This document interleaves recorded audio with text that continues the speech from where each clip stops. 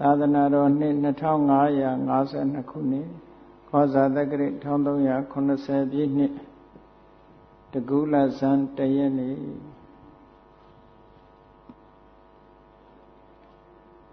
ရန်ကုန်တိုင်းကမာရွတ်မြို့နယ်အမှတ်3ရပ်ကွက်သူစိတ်တော်ပရိယတိသာသနာ့ဗဟိုလမ်းခိုင်ရွှေဝါလမ်းရှင်ပြုအလှတော်နှင့်ပိဋကသမုံရေစက်ချအလှတော်အကျိုးအဖြစ်ဖြင့်ဆင်ကျင်းပပြုလုပ်အပ်သည့်အထူးဓမ္မပူဇာဓမ္မသဘင်အခမ်းအနားဝယ်ဥကျော်ညွန့်တော်ရင်မီကိုတင်ကိုဦးမနနယ်မောသားလေးမောင်ကျော်ရဲနိုင်မိသားစုတို့၏အမတဒါနဓမ္မဒါနအဖြစ်ဖြင့်ဟောကြားအပ်သောကံကိုဖယ်ရှားကံတရားအကြောင်းတရားဒေသနာတော်ဒီကနေ့ညဓမ္မသဘင်အခမ်းအနားကိုရှင်ဘုန်းတော်သခင်ရှင်တော်မြတ်ဖရာ၏မဟာကရုဏာကုံကိုအာယုံပြုကတိကျဖွတ်ဆိုအပ်သောဝန္ဒနာပနာမအာတိတဂါထာကိုယူဆိုပူဇော်ခြင်းဖြင့်စတင်ကြရအောင်ယောကပကောတိဟိပိယပမေယံကာလံကရွန်တော်တိတုကရာနိခေရံကတောလောကဟိတယာနာထောနမောမဟာကာရုဏိကတတတယောနာထောဝိနိယမြာစွာတတ္တဝါဤချမ်းသာစီးပွားလိုလားတောင်းတဂုံပေါင်းခါသဖြင့်နာထမြညာခြင်းရှင်တော်မြတ်ဖရာသည်ကပ္ပကောတိဟိပိဂရေကဘာအရေးအတွက်သင်္ချာတို့ဖြင့်တော်လဲအဘယ်မေယံရေအတွက်တိုင်းတာဖော်ပြခြင်းငါမစွမ်းနိုင်ပါသောကာလံလေးအသင်ခြေသိမ့်နေကဘာရှိကြသောကာလပတ်လုံးလောကဣတယတတလောကဤအကျိုးစီးပွားအလို့ငါအတိဒုက္ခရာနိဩစာသက်ချစ်လက်အင်္ဂါမေတ္တာကြီးမှသမိတာနှင့်တထာဇနီဆွန်ញကြီးဟုကျက်တိထဘွယ်90အစုအလွန်ခဲရင်သောမှုတို့ကိုကရွန်တော်ဖရာဖြစ်ရန်ရည်တန်ကြိုးကိုအထုတော်မူရသည်ဖြစ်၍ခေရန်လက်ချေမျက်လုံးအသက်ဆုံးလည်းရဲ့နှလုံးစိတ်ဝံကိုရောဤပင်မခြင်းတို့ကတောဘဝတဏ္ဍချိန်ဖန်များစွာရောက်တော်မူကြရရှာလေပြီမဟာကရုဏီကသောတတ္တဝါများရင်ဝေသားကဲ့သို့တနာချစ်ခင်မဟာကရုဏာရှင်ဖြစ်တော်မူသောတသနာထသဝိနည်းများစွာတတ္တဝါဤချမ်းသာစီးပွားလိုလားတောင်းတအကုန်ပေါင်းခါသဖြင့်နာထမြညာထိုရှင်တော်မြတ်ဖရာအားနမောယုတိပြောင်းပြောမှန်ကိုလျောပြီကရောယုကျိုးရှိခိုးခြင်းသည်အထုဘဝတုစင်စစ်မသွေဖြစ်ပါစေတည်း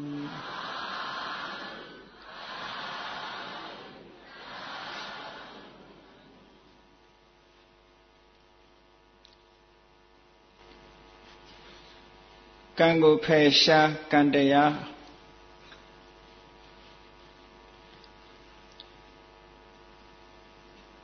ဘုရားဘာသာဝင်သူတော်စင်တွေကံတရားအကြောင်းကိုထည့်ပြီးတော့ပြောနေလိရှိကြတယ်ပေါ့ကံနဲ့ပတ်သက်ပြီးပြောလာလို့ရှိရင်ဘာပဲဖြစ်ဖြစ်ကံတရားအတိုင်းပဲနဲ့ကံကိုလက်မြောက်အရှုံးပေးပြီးတော့ပြောကြတဲ့စကားတွေလည်းရှိတာပဲသူတိုက်နဲ့သူကံစီမံရခံရလိမ့်မယ်ဆိုတဲ့ကံရဲ့သဘောတဘာဝကိုဥတည်ပြီးပြောကြတာတွေရှိတယ်အရာရာကံကဆုံးဖြတ်တယ်ကံတရားအတိုင်းပဲလို့ဒီလိုပြောနေကြတော့ကံဆိုတာဘာကိုပြောတာလဲလို့ကံဆိုတဲ့စကားလုံးဟာဗုဒ္ဓမြတ်စွာဟောကြားတော်မူခဲ့တဲ့ထဲကကမ္မဆိုတဲ့စကားလုံးကိုယူပြီးတော့ မြန်မာလူဘာသာမပြန်တော့ပဲနဲ့ကမ္မကိုကံလို့ပဲဒီလိုဆိုလိုက်ကြတာပေါ့ရသောဖြင့်ကံအကြောင်းကိုပြောပြီးရည်ညွှန်းပြောကြပြီဆိုလို့ရှိရင်အတိတ်ကံကိုပဲရည်ညွှန်းပြီးတော့ပြောလို့ရှိကြတယ်အေးငါကံကောင်းလို့တော်သေးတယ်ကံမကောင်းဘူးကံမကောင်းအကြောင်းမလားနဲ့ဒုက္ခရောက်ကြရတယ်ဒီကနေ့ကံကောင်းတယ်ဒီကနေ့ကံမကောင်းဘူးစသဖြင့်ကံအကြောင်းကိုပြောတဲ့အခါမှာအတိတ်ကံကိုရည်ညွှန်းပြီးတော့ပြောနေကြတယ်ကံဆိုတဲ့စကားလုံးဟာကမ္မလို့ပါဠိစကားကလာတာဖြစ်သောကြောင့်ပြုလုပ်ခြင်းလို့သို့မဟုတ်ပြုလုပ်အပ်တဲ့အမှုတိုက်ရိုက်အဓိပ္ပာယ်ကဒီလိုရတော့လည်းပဲဘုရားမြတ်စွာဘုရားဟာအကျိုးတရားနဲ့ပတ်သက်လာလို့ရှိရင်အကြောင်းပေါ်မှာပဲရည်ညွှန်းပြောဆိုလေးရှိတယ်ကာမဆိုတဲ့စကားလုံးသည်ပြုလုပ်မှုဆိုတဲ့အကျိုးတရားကိုရည်ညွှန်းထားတော်လည်းပဲဘုရားမြတ်စွာသာသနာတော်မှာကိုယ်ဖြင့်ပြုလုပ်မှုနှုတ်ဖြင့်ပြုလုပ်မှုစိတ်ဖြင့်ပြုလုပ်မှုဆိုတဲ့ဒီတာမန်ပြုလုပ်မှုအကျိုးတရားကိုရည်ညွှန်းပြီးတော့ကံလို့မပြောဘဲနဲ့ထိုပြုလုပ်မှုတွေကိုဖြစ်ပေါ်စေတတ်တဲ့စေတနာဆိုတဲ့အကြောင်းတရားထိအောင်ဘုရားမြတ်စွာရဲ့ဒေသနာတော်မှာညွှန်ကြားထားတယ်ဒါကြောင့်မို့လို့နိဗ္ဗေရိကသုတ်တံမှာဆိုလို့ရှိရင်အလုံးဘုရားဘာသာဝင်သူတော်စင်တွေသိကြတယ်စေရနာဟံဘိက္ခဝေကမ္မဝရာမိဆိုတဲ့စကားလုံးဘုရားဘာသာလောကမှာအပြောများတဲ့စကားလုံးလေးတစ်ခုကံဆိုတာစေရနာကိုခေါ်တယ်စေရနာဟံဘိက္ခဝေကမ္မဝရာမိจิตသားယဟန်တို့စေရနာဆိုတဲ့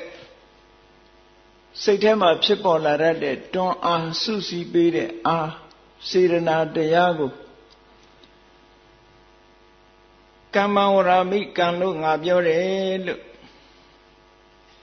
ဒီလိုသုံးသပ်ပြီးတော့ပြောဆိုကြတယ်ကံဆိုတာစေရနာဘာဖြစ်လို့ကမ္မဆိုတဲ့စကားလုံးကပြုလုပ်မှုတင်မရပ်ဖက်နဲ့စေရနာထိအောင်သွားတော့ဆိုရင်စေတရိတ်တဝါကမ္မံကရောတိကာယေနဝါစာယမနတာတဲ့စေရနာနဲ့လှုံ့ဆော်ပြီးတဲ့အခါကျတော့မှကိုယ်ဖြင့်ပြုတဲ့အမှုနှုတ်ဖြင့်ပြောဆိုတဲ့အမှုစိတ်ဖြင့်ကြံစည်တဲ့အမှုဆိုတာမျိုးကပေါ်လာတယ်ဒါကြောင့်မို့လို့ကမ္မလို့ခေါ်တဲ့အမှုဟာပြုလုပ်မှုဟာစေရနာရဲ့ဆွမ်းဆောင်ချက်စေရနာရဲ့အကျိုးဆက်များတာဖြစ်သောကြောင့်ကမ္မဆိုတဲ့စကားလုံးအရအကျိုးတရားကိုရည်ညွှန်းတော်လည်းပဲဘုရားမြတ်စွာကထိုအကျိုးတရားကိုဖြစ်ပေါ်စေတတ်တဲ့အကြောင်းစေရနာကိုကမ္မလို့ဒီလိုဟောတာပါ24ပစ္စည်းမှာကမ္မပစ္စယောဆိုတာအလုံးဘုရားဘာသာဝင်တွေသိကြကံလို့ဆိုရတဲ့အကြောင်းတရားတစ်ခုအဲ့ဒီကမ္မပစ္စယောဆိုတာဘာကိုရည်ညွှန်းတာတုံးဆိုတော့အဲ့ဒီမှာလည်းပဲစေရနာကိုရည်ညွှန်းတယ်စေရနာဆိုတဲ့စကားလုံးလေးကိုဘုန်းကြီးတို့မြန်မာနိုင်ငံမှာလူအများကစေရနာကိုအကောင်းဘက်ဖက်အသုံးလေးရှိကြတယ်သို့သော်ဘုရားရဲ့အဘိဓမ္မာမှာစေရနာဆိုတာတွန်းအားတစ်ခုကိုပြောတာစိတ်ဆော်မှုတစ်ခုကိုပြောတာစိတ်ဆော်မှုတစ်ခုတွန်းအားတစ်ခုဟာအကောင်းလည်းရှိတယ်ဆိုလည်းရှိတယ်ဘုရားထဲမှာပြောတယ်ငါကစေရနာနဲ့ပြောတာစေရနာနဲ့ပြောတာဆိုအကောင်းပဲထင်နေကြစေရနာလို့ဆိုရင်အကောင်းပဲလို့အောင်းမေ့မဟုတ်ဘူးစေရနာကအကောင်းအဆိုးနှမျိုးရှိတယ်တဲ့မကောင်းတဲ့စေရနာလည်းရှိတယ်ကောင်းတဲ့စေရနာလည်းရှိတယ်အလုပ်တစ်ခုဖြစ်ပေါ်လာအောင်ဟောဒီစေရနာကနေတွန်းအားပေးလိုက်တာအဲ့ဒီတွန်းအားပေးလိုက်တဲ့စေရနာဒီကောင်းတာနဲ့ရှင်တွဲပြီးတော့ဖြစ်တဲ့အခါကျတော့ကုသိုလ်စေရနာလို့ခေါ်တယ် မကောင်းတဲ့အမှုနဲ့ရှင်တွဲလာတဲ့အခါကျတော့အကုသိုလ်စေတနာစေတနာအကောင်းလည်းရှိတယ်ဆိုးလည်းရှိတယ်အဘိဓမ္မာသဘောအရမှာပြောမယ်ဆိုရင်စိတ်အားလုံးမှာစေတနာဆိုတာပါဝင်နေတယ်ပေါ့လူတွေရဲ့တဏ္ဍာမှာဖြစ်နေတဲ့စိတ်ဖြစ်တိုင်းစေတနာဟာပါဝင်တယ်ဘာဖြစ်လို့တော့စေတနာဆိုတာသဗ္ဗစိတ်တသာဒရဏစိတ်အားလုံးနဲ့ဆက်ဆံတယ် universal mental state လို့ခေါ်တယ်စိတ်အားလုံးမှာဟောဒီစေတနာလေးကပါနေတယ်စေတနာမပါလို့ရှိရင်ဆိုင်ရာလုပ်ငန်းတွေကဖြစ်မှာမဟုတ်ဘူးဒါကြောင့်စေတနာဆိုတဲ့တွန်းအားလေးသည်အာယုန်သိဖို့စိတ်ကိုလည်းပဲတွန်းအားပေးတယ်အာယုန်နဲ့ထိတွေ့ဖို့ဖတ်တာကိုလည်းတွန်းအားပေးတယ်အာယုန်ရတာကိုခံစားဖို့ဝေဒနာကိုလည်းတွန်းအားပေးတယ်အာယုန်ကိုမှတ်သားဖို့သင်ညာဆိုတဲ့သဘောတရားကိုလည်းတွန်းအားပေးတယ်ဟောစေတနာလေးကအဲ့ဒါလို့တွန်းအားပေးတာအာယုန်တစ်ခုထဲမှာငြိမ်သက်သွားအောင်လို့ဆိုပြီးတော့ဧကဂတဆိုတဲ့စိတ်တည်ငြိမ်မှုကိုလည်းပဲတွန်းအားပေးတယ်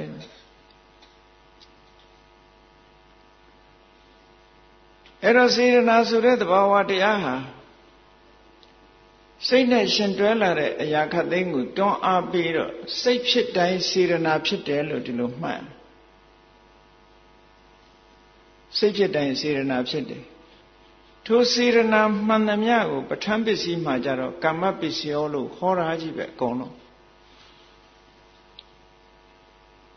အဲ့တော့ကမ္မပစ္စယောမှာဟောထားတဲ့ကံအလုံးမှာဒီကနေ့လူတွေပြောနေတဲ့ကံတရားအတိုင်းပဲဆိုတာကိုရည်ညွှန်းတာလားဆိုတော့မဟုတ်ဘူးနော်လူတွေပြောနေကြတဲ့ကံတရားအတိုင်းပဲဟေးဒီနေ့ကံကောင်းလိုက်တာဒီနေ့ကံမကောင်းဘူးနဲ့ပြောကြတယ်အဲ့ဒါကဘာကိုရည်ညွှန်းပြောတာတော့ဆိုကုသိုလ်အကုသိုလ်နဲ့ရှင်တွဲလာတဲ့စေတနာကိုပဲပြောတယ်ကြံတဲ့စေတနာတွေမပါဘူးတဲ့ကမ္မပစ္စယောမှာမြတ်စွာဘုရားကသဟဇာတစေတနာ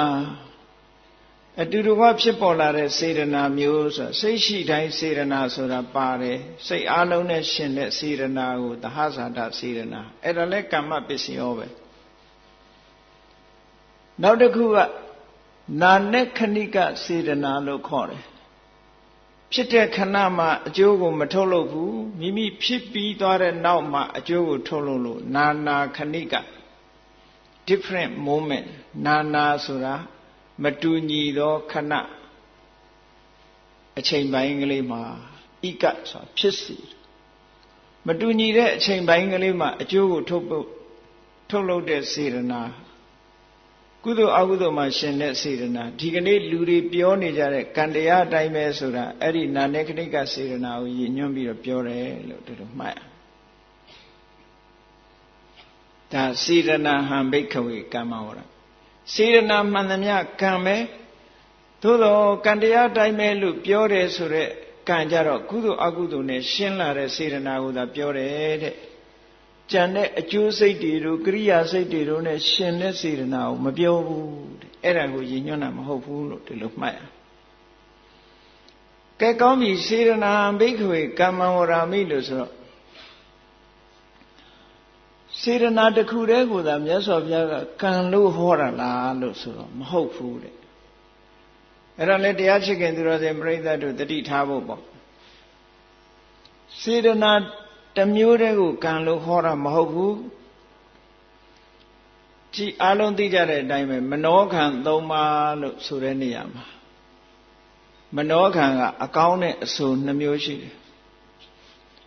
အကုသိုလ်မနောခံကမကောင်းတဲ့မနောခံစိတ်ထဲမှာဖြစ်ပေါ်တဲ့ကံကုသိုလ်မနောခံကကောင်းတဲ့မနောခံအကုသိုလ်မနောခံဆိုတာဘာလဲဆိုရင်အဘိဓါအဘိဓါဆိုတာအဘိသူများပစ္စည်းကိုဥတည်ပြီးတော့ဇာဆိုတာစိတ်ကူးတာသူများပစ္စည်းကိုကိုယ်ပစ္စည်းဖြစ်လို့မှုလောဘနဲ့စိတ်ကူးချမ်းစီတဲ့လောဘအဘိဓါဆိုတာလောဘကိုပြောတာအဲ့ဒီအဘိဓါဆိုတဲ့လောဘကိုလည်းပဲမြတ်စွာဘုရားကကံလို့ဟောတယ်လို့မှတ်တာမနောက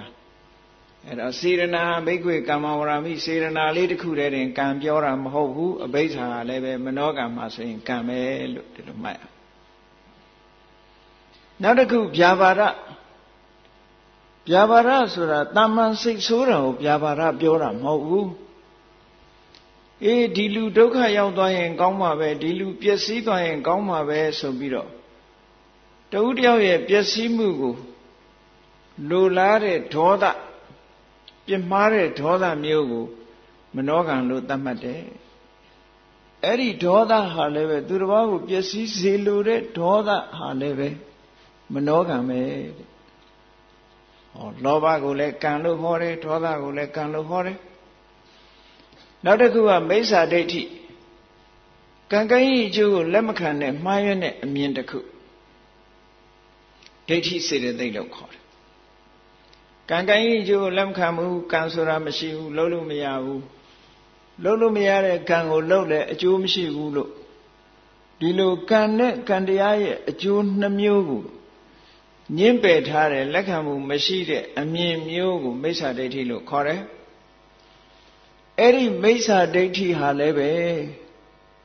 မနောကံအရာမှာကံပဲလို့စေရနာကိုကံခေါ်တာမဟုတ်ဘူးအဲ့ကြရဲ့အဘိဓါရဲ့ဗျာပါဒရဲ့မိစ္ဆာဒိဋ္ဌိမကောင်းတဲ့ဘက်ကအဲ့ဒါကံ၃မျိုးတခါကုသိုလ်ဘက်ကကြည့်လိုက်မယ်ဆိုရင်အနဘိစ္ဆာသူများပစ္စည်းကိုကိုယ်ပစ္စည်းဖြစ်လို့မှုမရှိဘူးတဲ့အလောဘအနဘိစ္ဆာသူများတွေပြက်လို့ပျက်စီးမတွေးတော့ဘူးတဲ့အဗျာပါဒမေတ္တာသမ္မာဒိဋ္ဌိ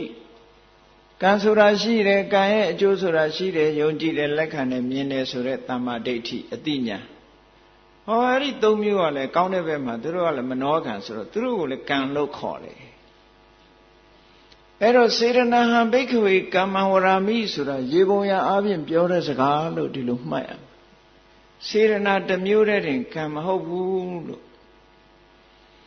ဒီစေတသိက်တွေကိုလည်းကံလို့ခေါ်သေးတယ်ပါဠိတော်အဘိဓါဗျာပါဒမိစ္ဆာဒိဋ္ဌိအနဘိစ္ဆာအဗျာပါဒသမ္မာဒိဋ္ဌိဟောဒီ6မျိုးအဲ့ဒီ6မျိုးကိုလည်းပဲကံလို့မြတ်စွာဘုရားဟောတယ်အဲ့တော့ကံဆိုတာဒါတွေပဲလားလို့ဆိုမဟုတ်သေးဘူးအလုံးသိနေကြတဲ့သမ္မာဒိဋ္ဌိသမ္မာသင်္ကပ္ပသမ္မာဝါစာသမ္မာကမ္မန္တသမ္မာအာဇီဝသမ္မာဝါယာမသမ္မာတတိသမ္မာသမာဓိလို့ခေါ်တယ်မဂ်ခင်၈ပါးသမ္မာဒိဋ္ဌိဆိုတာပညာသမ္မာသင်္ကပ္ပဆိုတာဝိတက်လို့ခေါ်တဲ့စေတသိက်သမ္မာဝါစာသမ္မာကမ္မန္တသမ္မာအာဇီဝဆိုတာဝိရတိလို့ခေါ်တဲ့စေတသိက်တွေစိတ်ထဲမှာဖြစ်ပေါ်လာလို့စေတသိက်လို့ခေါ်တာသမ္မာဝါယာမဆိုတာဝီရိယသမ္မာတတိဆိုတာတတိစေတသိက်သမ္မာသမာဓိဆိုတာဧကဂတစေတသိက်အဲ့ဒီမဂ်ခင်၈ပါးမှာပါတဲ့ဒီစေတသိက်တွေကိုလည်းပဲကံလို့ပဲဟောတယ်မြတ်စွာဘုရားနော်ဒါလည်းပဲကံပဲဒါရင်လားလို့ဆိုတော့မကသေးဘူးအလုံးသိကြလိမ့်မယ်ဘုဇင်တရားဘယ်နှပါးတဲ့ဘုဇင်တရား9ပါးရှိတယ်နော်ဘုဇင်9ပါးတဲ့ဘာဖြစ်လို့ဘုဇင်လို့ခေါ်တာတော့ဆိုတော့ပုံနှစ်ပုဒ်ကိုခွဲကြည့်လိုက်ဘုဇင်ကဆိုတာဘောဓိအင်္ဂဂရမဏိယစလုံးကိုပြောင်းထားတာဘောဓိအင်္ဂဘောဓိဆိုတာအသိဉာဏ်အင်္ဂဆိုတာအကြောင်းတရားတွေအသိဉာဏ်ရခြင်းရဲ့အကြောင်းတရားတွေကိုဘုဇင်ကလို့ဒီလိုခေါ်တာတနည်းအားဖြင့်ပြောမယ်ဆိုရင်တိတတ်တဲ့ပုဂ္ဂိုလ်ရဲ့အကြောင်းအချင်းရာများလို့ဒီလိုလဲဆိုလို့ရတယ်အဲ့ဒီဘုဇင်9ပါးတတိတမ္မုဇင်တဲ့ဓမ္မဝိဇ္ဇယတမ္မုဇင်ဒါပညာပဲဝိရိယတမ္မုဇင်တဲ့ဝိရိယပိဋိတမ္မုဇင်ပိဋိပတ္တိတမ္မုဇင်ကာဟပတ္တိစိတ်ဓပတ္တိသမာဓိတမ္မုဇင်တဲ့ဧကဂတဥပိ္ပခာတမ္မုဇင်တဲ့တတ္တရမစ္ဆတတ္တအဲ့ဒီစေတသိက်တွေကိုလည်းပဲမြတ်စွာဘုရားကကံလို့ပဲဟောတယ်တဲ့ အခုဒီကနေ့တရားကောင်းစဉ်ပေးလိုက်တဲ့ထဲမှာ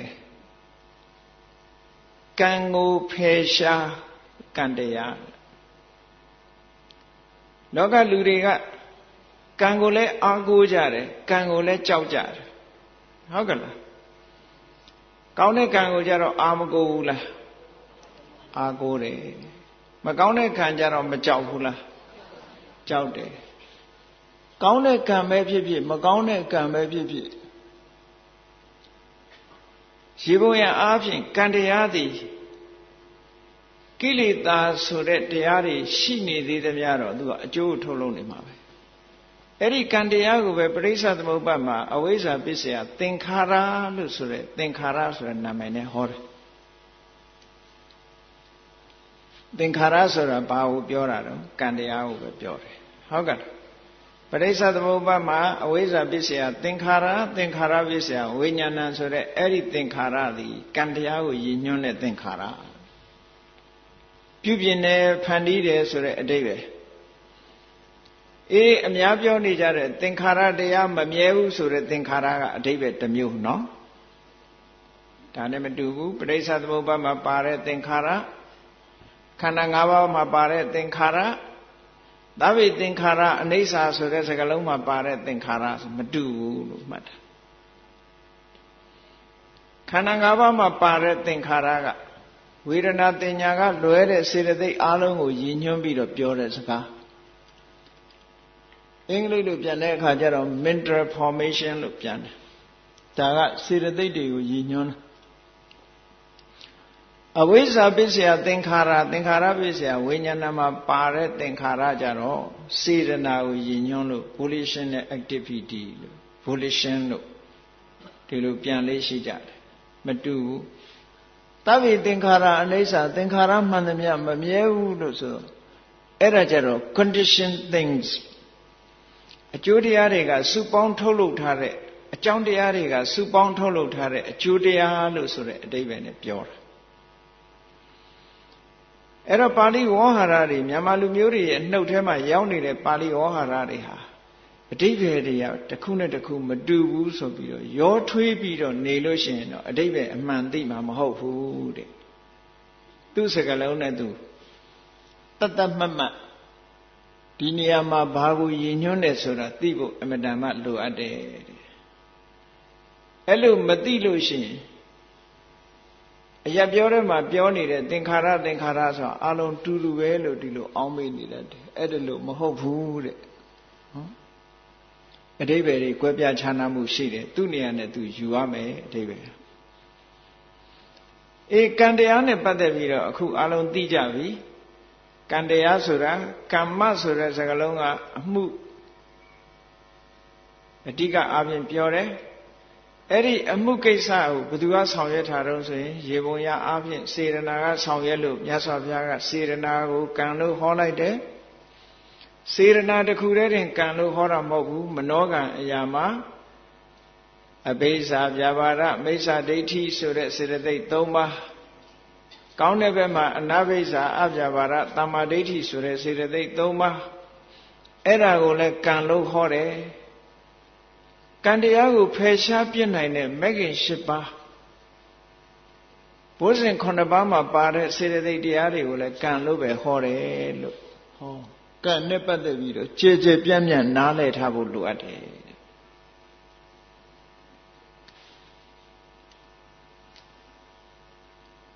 ဘုရားဘာသာဝင်သူတော်စင်တွေကအခြားဘာသာဝင်တွေကပြောပြီးဆိုလို့ရှိရင်ဘုရားသခင်ရဲ့အလိုတော်လို့ပြောကြတယ်ဒါကဗုဒ္ဓဘာသာသုံးတဲ့စကားလုံးမဟုတ်ဘူးဘုရားသခင်ရဲ့အလိုတော်ဆိုတာဗုဒ္ဓဘာသာမှာဘုရားသခင်ရဲ့အလိုတော်လို့ပြောစရာအကြောင်းမရှိ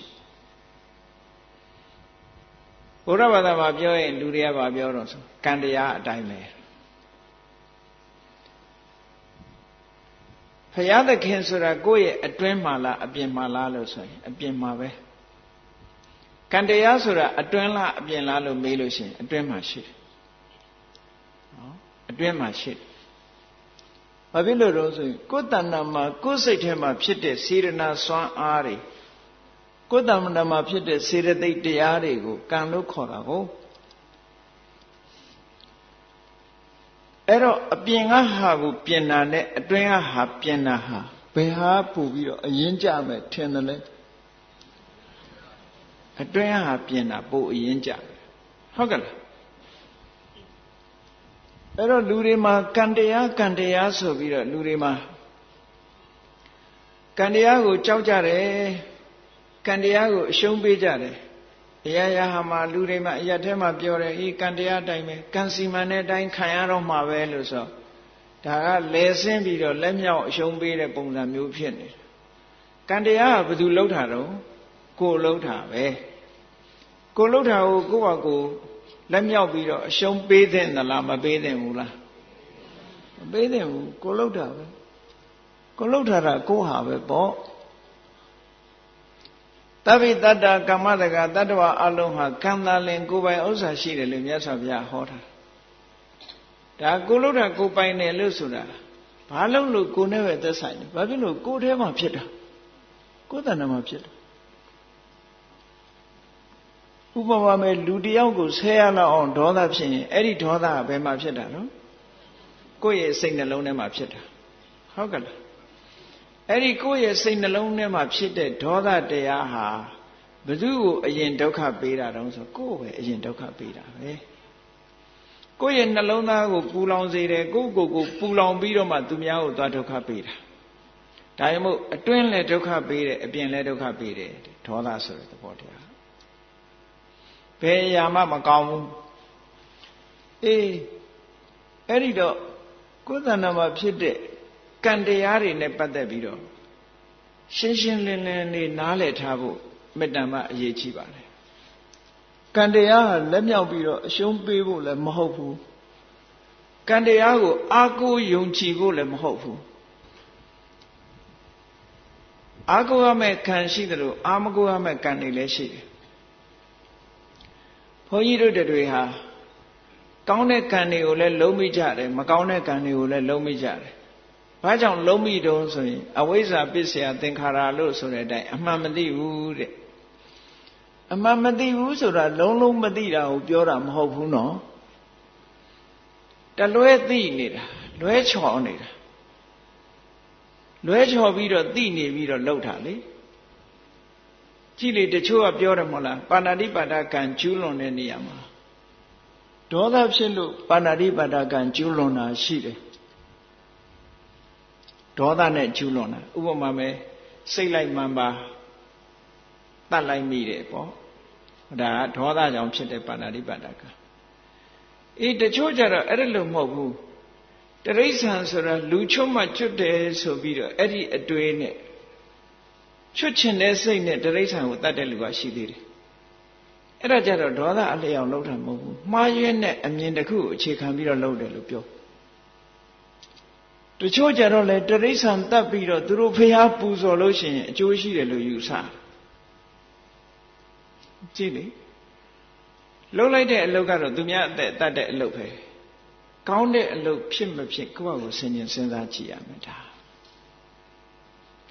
ကောင်းတဲ့အလုပ်မကောင်းတဲ့အလုပ်ဆိုတာဘာနဲ့တတ်မှတ်မလဲစံရှိသလားအရာရာမှာစံကလေးတွေရှိအတိုင်းတာတစ်ခုရှိတယ်အတိုင်းတာတစ်ခုကိုမသိဘူးဆိုလို့ရှိရင်ကောင်းတဲ့အလုပ်ဆိုးတဲ့အလုပ်ဆိုဘာနဲ့တိုင်းတာဘာနဲ့တိုင်းတာမှာတော့ဆိုတိုင်းတာမရှိဘူးဆိုရင်ကိုကြိုက်ရင်ကောင်းတယ်ကိုမကြိုက်ရင်မကောင်းဘူးဆိုတော့ကောင်းမကောင်းဟာပုံစံချလို့ရပါမလားဘာလို့ဆိုတယောက်ကကြိုက်ရင်နောက်တစ်ယောက်ကကြိုက်ချင်မှကြိုက်မှာအဲ့တော့ကြိုက်မကြိုက်ဆိုတာမတူနိုင်ဘူးတွင်းသီးတောင်ကြိုက်တဲ့လူရှိတယ်မကြိုက်တဲ့လူရှိတာမကြိုက်တဲ့လူကြတော့နမ်းတယ်ကြိုက်တဲ့လူကြတော့မှုေးတယ်ငပိလဲကြိုက်တဲ့လူကမှုေးတယ်မကြိုက်တဲ့လူကြနမ်းတယ်ဟောကြိုက်မကြိုက်နဲ့ဆုံးဖြတ်လို့မရဘူးတယောက်ကြိုက်ဂျန်တဲ့လူကကြိုက်ချင်မှကြိုက်တယ်ပေါ့အဲ့တော့အမှန်တရားဆိုတာကြိုက်မကြိုက်နဲ့ဆုံးဖြတ်လို့မရဘူးဘာနဲ့ဆုံးဖြတ်ရမလဲဆိုစံကလေးရှိတယ်ကိုလှုပ်တဲ့အလုပ်တစ်ခုသည်ကိုယ့်ကိုထိခိုက်ပျက်စီးစေသလားသူတစ်ပါးကိုထိခိုက်ပျက်စီးစေသလားနှစ်ဦးလုံးကိုထိခိုက်ပျက်စီးစေသလားဆိုးရုပ်ချက်အကျိုးတရားတွေကိုဖြစ်ပေါ်စေသလားဆိုတဲ့အပေါ်မှာမူတည်တယ်ကိုယ့်ကိုထိခိုက်တယ်ကိုဒုက္ခရောက်ဖို့ဖြစ်တယ် သူများကိုထိခိုက်တယ်သူများဒုက္ခရောက်ဖို့ဖြစ်တယ်နှစ်ဦးလုံးထိခိုက်တယ်နှစ်ဦးလုံးအကျိုးရောက်ဖို့ဖြစ်တယ်မကောင်းတဲ့အကျိုးတွေကိုထုတ်လုပ်တယ်အဲ့ဒါဟာမကောင်းတဲ့အလုပ်လို့သတ်မှတ်တယ်ကိုယ့်အတွက်အကျိုးဖြစ်ထွန်းတယ်သူများအတွက်လည်းအကျိုးဖြစ်ထွန်းတယ်နှစ်ဦးလုံးအတွက်လည်းအကျိုးဖြစ်ထွန်းတယ်ကောင်းတဲ့အကျိုးတရားတွေကိုထုတ်လုပ်ပေးနိုင်တယ်ဒါကောင်းတဲ့အလုပ်လို့သတ်မှတ်တယ်ဒါစံပဲအဲ့ဒီစံနဲ့သတ်မှတ်ရမယ်အဲ့ဒီစံနဲ့မသတ်မှတ်သည့်အတွက်ကြောင့်လူတွေကပြောကြတယ်လေအရက်ဆိုတာကြိုက်လို့တောက်ဘယ်သူမှလည်းမဆဲနဲ့အရက်ထဲမှာလည်းမယမ်းနဲ့ကိုယ့်ဘာကိုကြိုက်လို့တောက်ကိုယ့်ဘာကိုဘိုက်မောက်အိတ်နေဘာမှဖြစ်ဘူးလို့ယူဆကြတယ်လူတွေဘာမှမဖြစ်ဘူးလို့ထင်ကြခုနကစံနဲ့တွက်ကြည့်လိုက်အရက်တောက်ပြီးတော့အိတ်နေတဲ့လူတယောက်ဟာဘယ်သူထိခိုက်တယ်လဲဆိုရင်နံပါတ်1သူ့ထိခိုက်တယ်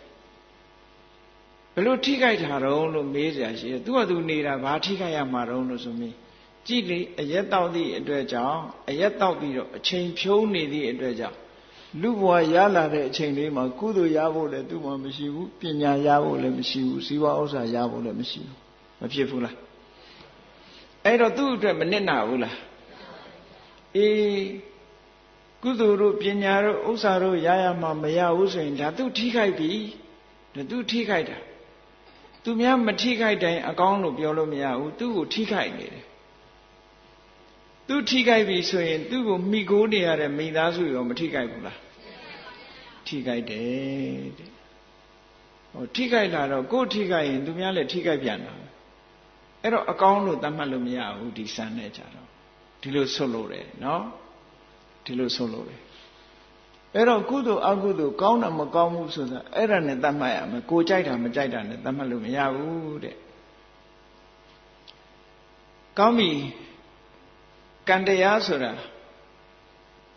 ကုသိုလ်ကံအကုသိုလ်ကံအကောင်းနဲ့အဆိုးနှမျိုးခဏလှုပ်တယ်သူ့အသက်ကိုတတ်တယ်ဆိုတဲ့ကံတစ်ခုကိုကျူးလွန်တယ်ရည်ရွယ်ချက်ချင်းမတူသူ့အသက်ကိုတတ်တယ်တချို့ကစိတ်လိုက်မှန်ပါတတ်လိုက်တယ်တတ်ဖို့မရည်ရွယ်ဘူးဒေါသမထိန်နိုင်လို့တတ်လိုက်တယ်ဒါတစ်ခုတချို့ကတော့သူဒီဘဝကနေလူကမှမချွတ်ရင်မကျွတ်ဘူးကျွတ်ပါစေဆိုပြီးတော့မေတ္တာထားတဲ့အောင်နဲ့တတ်တာတစ်ခုဟုတ်ကဲ့လားမေတ္တာထားသလိုတချို့ကလည်းပဲကိုကျိုးကိုစီးပွားအတွက်ကိုကိုးကွယ်တဲ့ဖရာကိုပူဇော်တဲ့အနေနဲ့တတ်တယ်ဟောအဲ့တော့အဲ့ဒါလို့တတ်မှုကျူးလွန်လိုက်တာနဲ့တပြိုင်တည်းဘယ်လိုပဲတတ်တစ်ဖက်သားမှမထိခိုက်ဘူးလားထိခိုက်သလားစဉ်းစားကြည့်ပေါ့တစ်ဖက်သားကိုထိခိုက်သွားတာပဲဟုတ်ကဲ့ဘယ်လိုထိခိုက်တာတော့ဆိုဘဝဆိုတာလူပဲဖြစ်ဖြစ်တိရစ္ဆာန်ပဲဖြစ်ဖြစ်ကိုယ့်ဘဝလေးကိုကျင့်တတ်နေကြတာကြီးပဲမကျင့်တတ်တဲ့လူမရှိဘူးကိုကျင့်တတ်နေတဲ့ဘဝလေးတစ်ခုကိုအသက်ရှင်သန်ခွင့်မပေးဘူးဆိုလို့ရှိရင်ကိုယ်တိုင်ကအသက်ရှင်သန်ခြင်းနဲ့ကိုယ်ပတ်ဝန်းကျင်မှာရှိတဲ့တတ္တဝါလေးတွေကိုအသက်ရှင်သန်ခွင့်မပေးဘူးဆိုလို့ရှိရင်တရားသလားမတရားဘူးလားစဉ်းစားကြည့်ဟုတ်ကဲ့လားကိုမကြိုက်တဲ့အလုပ်တစ်ခုကိုသူများကိုလုပ်တယ်ဆိုတာတရားသလားမတရားဘူးလားဆိုပါစို့ကိုဘဝရှင်သန်ရေးအတွက်ဉာဏ်တဲ့လူတယောက်ကိုတတ်တယ်ဆိုပါစို့အဲ့တော့ကိုဘဝရှင်သန်ရေးအတွက်တခြားလူရဲ့ဘဝကိုဖျက်ဆီးဖြစ်တယ်ဆိုတော့ဒါတရားမျှတမှုမရှိဘူးဆိုတာလွယ်လွယ်လေးနဲ့စဉ်းစားလို့ရတယ်လွယ်လွယ်လေးနဲ့စဉ်းစားလို့ရဘုရားမြတ်စွာဟောကြားတော်မူခဲ့တဲ့တရားတော်တွေထဲမှာကိုချင်းစာတရားမြန်မာလူမျိုးတွေလည်းပြောလို့ရှိကြတယ်အေးကိုချင်းစာတရားထားကြကိုချင်းစာတရားထားကြဆိုကိုချင်းစာဆိုတာကိုယ်ဆန္ဒနဲ့စာနာထောက်ထားတာအေးငါကတော့အသက်ရှင်နေသူအသက်ရှင်ခြင်းနဲ့သူ့ကိုတော့သေးစေဆိုဟောမဟုတ်ဘူးငါကတော့ချမ်းသာခြင်းနဲ့သူ့ပစ္စည်းကိုငါယူတယ်ဆိုမဟုတ်ဘူးငါကတော့ပျော်ရွှင်ခြင်းနဲ့သူ့ဒုက္ခရောက်စေဆိုမဟုတ်ဘူးအဲ့ဒါကိုချင်းစာတရားကင်းမဲ့ရရောက်တယ်အဲ့ဒါမှန်ကန်မှုမရှိဘူးလို့ဒီလိုဆိုလို့ရတယ်နော်အဲ့တော့တစ်ဖက်သားဟာသေဆုံးသွားရတာဘယ်လိုရည်ရွယ်နဲ့ပဲတတ်ကိုယ့်ဘဝကိုရှင်သန်လို့တဲ့ပုဂ္ဂိုလ်တူတယောက်ကိုသွားတတ်သည့်အတွက်ကြောင့် အဲ့ဒီလုပ်ငန်းလုပ်ရဟာမမှန်ကန်မှုအကုသိုလ်လုပ်ဒီလိုပြောတာအဲ့ဒါအကုသိုလ်ကံပဲကောင်းပြီအကုသိုလ်ကံဆိုတဲ့ကံတရားဟာအကုသလတာဝိစ္စဒုက္ခဝိပါကလက္ခဏာအပြစ်ရှိပြီးတော့ဆင်းရဲတဲ့အကျိုးထုတ်လုပ်တယ်အကုသိုလ်မှန်သမျှအပြစ်ရှိတယ်ဆိုတာပညာရှိသူတော်ကောင်းတွေကအပြစ်တင်တယ်မကောင်းဘူးလို့သတ်မှတ်တယ်ကဲ့ရဲ့ပွဲရှုတ်ချပွဲဖြစ်တယ်ဟောတာသူ့ရဲ့သဘာဝသူများကဲ့ရဲ့เสียဖြစ်တယ်ရှုတ်ချပွဲဖြစ်တယ်ဆိုရုံနဲ့မဟုတ်ဘူးမကောင်းတဲ့အကျိုးကိုလည်းထုတ်လုပ်တယ်ကြည့်လေမိဆိုတာဘယ်ဟာကိုပဲလောင်းအလောင်းခံရတဲ့ပစ္စည်းတစ်ခုဟာကောင်းမလားကောင်းရဲ့လားကောင်းကြံရစ်ခဲ့လားမကြံခဲ့ဘူးမဲကြံရစ်တယ်ပြာဖြစ်ကြံရစ်တယ်ဟုတ်ကဲ့လားမိလောင်သွားတဲ့နေရာတစ်ခုကပျက်စီးကြံရစ်တယ်အဲ့ဒါလိုပဲအကုသိုလ်တရားဟာဖြစ်ပြီဆိုလို့ရှိရင်ပျက်စီးသွားတာပဲဒါကိုပြောတဲ့ဒုက္ခဝိပါကမကောင်းတဲ့အကျိုးထုတ်လုပ်တယ်ကုသလဒုက္ခဝိပါကအနဝိစ္စဒုက္ခဝိပါကကုသိုလ်တရားတွေကြတော့အပြစ်ကင်းတယ်ပြောစရာမရှိဘူးပညာရှိတွေကကဲ့ရဲ့မှမဟုတ်ဘူးဘယ်သူမှအပြစ်မတင်ဘူးကောင်းတယ်အလုံးလက်ခံတယ်ကုသလအလုံးလက်ခံရုံနဲ့မကဘူးဒုက္ခဝိပါကချမ်းသာတဲ့အကျိုးကိုထုတ်လုပ်တယ်မိုးဟာရွာသွားလို့ရှိရင်ကြည့်မြက်ကလေးတွေကစပြီးတော့စိမ့်လာတယ်တစ်ပင်လေးတွေစိမ့်လာတယ်မမင်လေးတွေစိမ့်လာတယ်မိလောင်တာနဲ့တူရလားမိုးရေလေးဆွတ်ဖြန်းလိုက်လို့ရှိရင်လူတွေလည်းလန်းလာတယ်တစ်ပင်လေးတွေလည်းလန်းလာတယ်ဟောကုသိုလ်ရဲ့အကျိုးဆိုအဲ့ဒါမျိုးအလုံးလန်းဆန်းလာစေတတ်တယ်ဒါကောင်းကျိုးချမ်းသာကိုပေးတယ်လို့ပြောလူဘဝရပြီးတော့ချမ်းသာဒုက္ခတွေခံစားရတယ်ကုသိုလ်ရဲ့အကျိုးတရားနတ်ဘဝမှာချမ်းသာဒုက္ခတွေခံစားရတယ်ကုသိုလ်ရဲ့အကျိုးတရားဒီလိုဒုက္ခဝိပါကကောင်းသောကျိုးကိုပေးတယ်လို့အဲ့တော့ကံတရားဆိုတဲ့ထဲမှာကြောက်စရာကောင်းတဲ့ကံတရားကအကုသိုလ်ကံတရားပဲကြောက်စရာမကောင်းတဲ့ကံတရားကကုသိုလ်ကံတရားကောင်းပြီမြတ်စွာဘုရားကအင်္ဂုတ္တရနိကေမှာကံကို၄မျိုးခွဲပြီးတော့ဟောထားတာရှိသေးတယ်ကံ၄မျိုးခွဲဟောပြီးတော့ထားတာရှိတယ်နံပါတ်1ကံကိုမကောင်းတဲ့ကံဖြစ်လို့အမဲလို့သတ်မှတ်တယ်အမဲဆိုတာမကောင်းဘူးပေါ့အနဲ့ရအောင်ဆိုတာမကောင်းဘူးနော်မကောင်းတဲ့ကံကိုအမဲလို့သတ်မှတ်ပြီးတော့မဲညစ်တဲ့အကျိုးကိုပေးတယ်အဲ့ဒါကိုပါဠိလိုကမ္မကဏ္ဏဝိပါကကဏ္ဏဆိုတာမဲညစ်တဲ့ကံကဏ္ဏဝိပါကမဲညစ်တဲ့အကျိုးတရားကိုပေးတယ်ဘာလဲဥပမာတူတော့ဆိုရင်မီးလောင်သွားတာလို့ပဲမီးလောင်ရင်မဲမကြံရဘူးလားကြံရတဲ့တစ်ပင်တွေမီးလောင်သွားတယ်မြက်တွေမီးလောင်သွားတယ်မဲကြံရတဲ့ဟောအကုသိုလ်ကလည်းအဲ့လိုပဲဖြတ်စည်းပြီးတော့မဲကြံရတဲ့အဲ့ဒါကိုကဏ္ဏဝိပါကတဲ့အဲ့ဒါကကံတစ်မျိုးရှိတယ်နောက်တစ်ခုကျတော့သုတ်ကဝိပါကသုတ်ကဖြူစင်တယ်တဘာဝကဖြူစင်ပြီးတော့သုတ်ကဝိပါကဖြူစင်တဲ့အကျိုးကိုပေးတယ်ဆိုတဲ့ကံကတစ်မျိုးအဲ့ဒါကကုသိုလ်ကံကိုရည်ညွှန်းတယ်လူတွေကပြောတယ်စိတ်ထားဖြူစင်တယ်ဖြူစင်တယ်ဆိုအလုံးသဘောကျတယ်ဖြူစင်တယ်ဆိုရင်အလုံးသဘောကျတယ်မဲညစ်တာမကောင်းအဲ့တော့မဲညစ်တဲ့ကံမဲညစ်တဲ့အကျိုးကိုထုတ်လုပ်တာဖြူစင်တဲ့ကံကဖြူစင်တဲ့အကျိုးကိုထုတ်လုပ်တယ်ဒါကကုသိုလ်ကံကိုရည်ညွှန်းတာနောက်တစ်ခုကကုသိုလ်ကံနဲ့အကုသိုလ်ကံကိုရောပြီးတော့လုပ်တဲ့ဟာတတ္တရာပိုင်းကြတော့မဲလဲမဲတယ်ဖြူလဲဖြူတယ်အမဲနဲ့အဖြူနဲ့ရောထားတယ် black and white ပေါ့အဖြူတစ်ပိုင်းအမဲတစ်ပိုင်းအဖြူတစ်ပိုင်းအမဲတစ်ပိုင်းလှုပ်ထားလို့ရှိရင်အကျိုးပေးလို့ရှိရင်လည်းဖြူတစ်ပိုင်းနဲ့အမဲတစ်ပိုင်းအကျိုးပေးမှာပဲအကောင်းရောအဆိုးရောပြီးတော့အကျိုးပေးတယ် အဲ့ဒါကတတ္တိယအစုစတုထအစုကြတော့အဖြူလည်းမဟုတ်ဘူးအမဲလည်းမဟုတ်ဘူးဖြူတဲ့အကျိုးလည်းမပေးဘူးမဲတဲ့အကျိုးလည်းမပေးဘူးသို့တော့ကံတရားအလုံးကိုဖယ်ရှားပြစ်နိုင်တယ်တဲ့ဟုတ်လို့၄မျိုးခွဲခြားပြီးတော့မြတ်စွာဘုရားကကံတရားကိုဟောထားတာရှိတယ်အဲ့တော့ပါဠိနဲ့ပြောမယ်ဆိုလို့ရှိရင်တော့နံပါတ်1ကကံနှဝိပါကနံပါတ်2ကသုတ်ကဝိပါကနံပါတ်3ကကံနှသုတ်ကဝိပါကနှစ်ခုရောလိုက်တာနံပါတ်4ကအကန္နာအသုတ်ကဝိပါကလို့ဟောမြန်မာလိုရှင်းရှင်းမှတ်ချင်လို့ရှင်အမဲညစ်တဲ့ကံကတစ်မျိုးမဲညစ်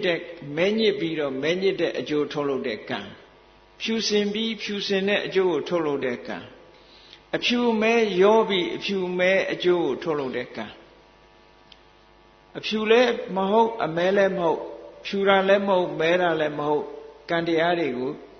ဖြူတဲ့အကျိုးလည်းမပေးမဲတဲ့အကျိုးလည်းမပေးပဲနဲ့ကံတရားတွေကိုရပ်ဆိုင်ပစ်တဲ့ကံလို့ဟောကံ၄မျိုးလို့ဒီလိုမှတ်အဲ့ဒီကံ၄မျိုးကိုမှတ်တဲ့အခါမှာမဲပြီးတော့မဲတဲ့အကျိုးကိုရတယ်ဆိုတာဘယ်လိုပုံကိုယ်တွေကိုရည်ညွှန်းတာတော့ဘာတွေကိုရည်ညွှန်းတာတော့ဘယ်လိုကံတွေတုံးလို့ဆိုတော့ဒုစရိုက်အလုပ်တွေကာယဒုစရိုက်တို့ဝစီဒုစရိုက်တို့မနောဒုစရိုက်တို့မကောင်းတဲ့အလုပ်တွေ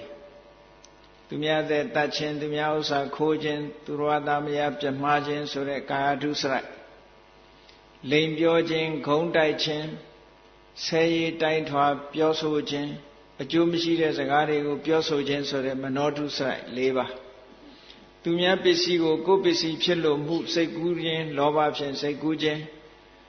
သူတစ်ပါးပျက်စီးလို့ပျက်စီးကြောင်းကြံတွေးခြင်းဆိုတဲ့ဒေါသကံကံ၏အကျိုးကိုလက်မခံတဲ့အမြင်လို့ဆိုတဲ့မိစ္ဆာဒိဋ္ဌိတဲ့ဟောပေါင်းလိုက်ရင်ဒုစရိုက်10ပါးအဲ့ဒီဒုစရိုက်10ပါးတရားတွေတွင်လှုပ်တဲ့ပုဂ္ဂိုလ်အဲ့ဒီဒုစရိုက်အလုပ်တွေဟာအလုံးဟာကံနှဝိပါကမဲညစ်တဲ့သဘောရှိပြီးတော့မဲညစ်တဲ့အကျိုးပဲထုတ်တယ်တဲ့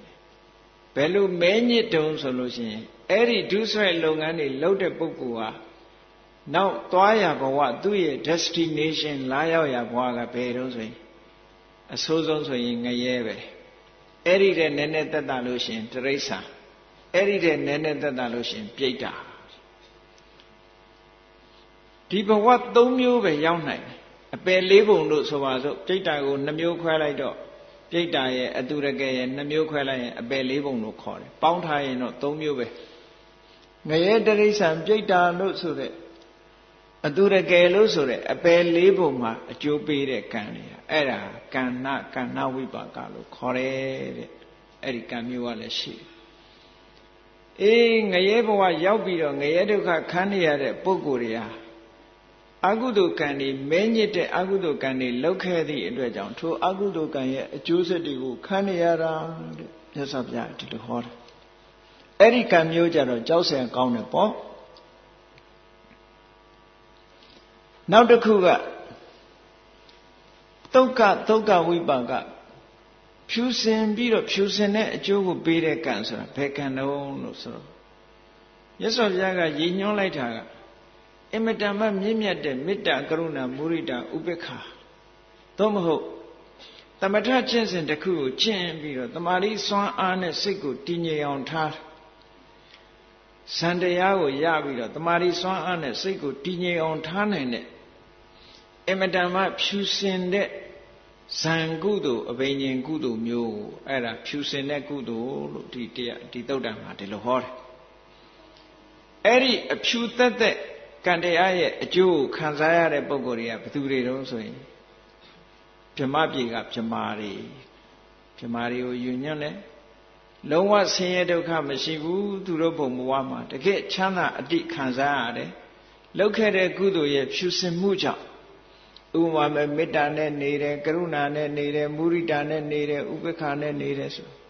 ဖြူစင်တဲ့စိတ်ဓာတ်တွေရဲ့အကျိုးကြောင့်ဖြူစင်တဲ့ဘဝရောက်ပြီးတော့ဖြူဖြူစင်စင်ချမ်းချမ်းသာသာနေရတယ်ဟောအဲ့ဒါကအဖြူတတ်တတ်ကိုရည်ညွှန်းပြီးတော့မြတ်စွာဘုရားဟောတာ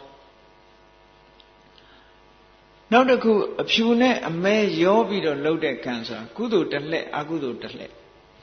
ကုသိုလ်ဖြစ်လိုက်အကုသိုလ်ဖြစ်လိုက်ရောထွေးပြီးတော့လှုပ်ကြတဲ့အတွက်ကြောင့်အကျိုးပေးတော့လဲရောထွေးပြီးတော့လာတယ်အဲ့ဒါကဘယ်သူတွေတုံးဆိုရင်အထင်ရှားဆုံးပြောရင်လူတွေလူလောကမှာရှိတဲ့လူတွေဟာကုသိုလ်လည်းလုပ်တယ်အကုသိုလ်လည်းလုပ်တယ်ဒါကြောင့်မို့လို့ချမ်းသာတဲ့ခါဆင်းရဲတက်လှဲ့ပဲ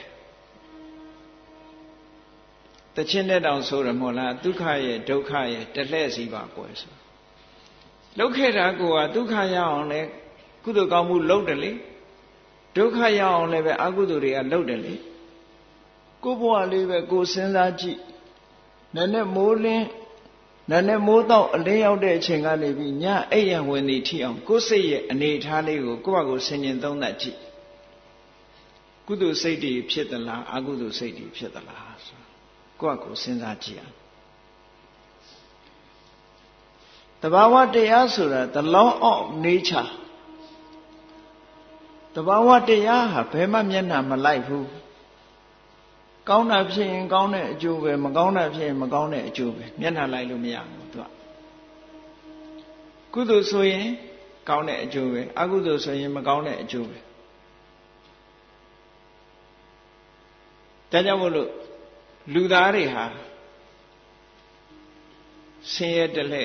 ချမ်းသာတလဲဆိုပြီးတော့ဘာဖြစ်လို့တော့အတိတ်ဘဝတုန်းကကောင်းတာလည်းလုပ်ခဲ့တယ်ဆိုးတာလည်းလုပ်ခဲ့တယ်လူသားတွေလည်းမကဘူးတချို့နတ်တွေလည်းပဲအဲ့ဒီတိုင်းပဲခံစားရတယ်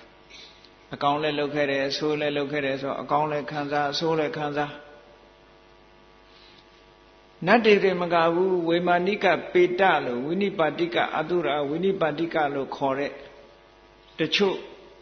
ဝေမာနိကပြိတ္တာတွေလည်းပဲအကောင်းအဆိုးနှမျိုးခံစားရတယ်တဲ့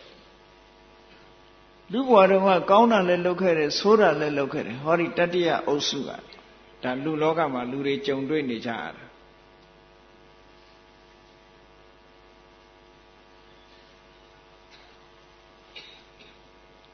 50ဇတ်ထဲမှာဇတ်လန်းလေးတစ်ခုရှိတယ်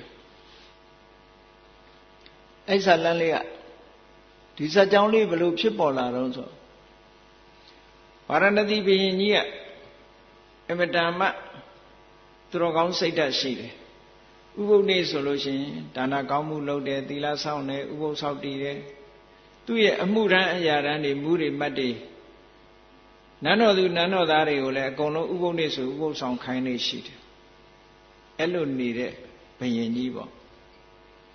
နောက်ပိုင်းကျတော့အဲ့ဒီဘုရင်ကြီးက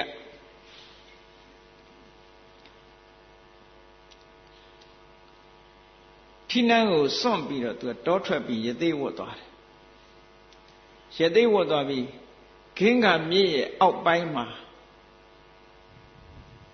သင်္ကန်းကျောင်းလေးဆောက်ပြီးတော့ခင်းကမြစ်ကမ်းဘေးမှာရသေးကျောင်းလေးဆောက်ပြီးတော့အဲ့ဒီမှာနေတယ်စံပိန်ညင်နဲ့တနေ့ကျတော့ခင်းကမြစ်ထဲမှာသူရေချိုးတဲ့ရေချိုးစိတ်နာကိုရေထဲကနေမျောလာတဲ့တရသီးကြီးတစ်လုံးတော့တွေ့တယ်သူရေချိုးကန်လေးဆိုတရသီးမြင်တော့ဆင်းပြီးတော့ဆယ်ထား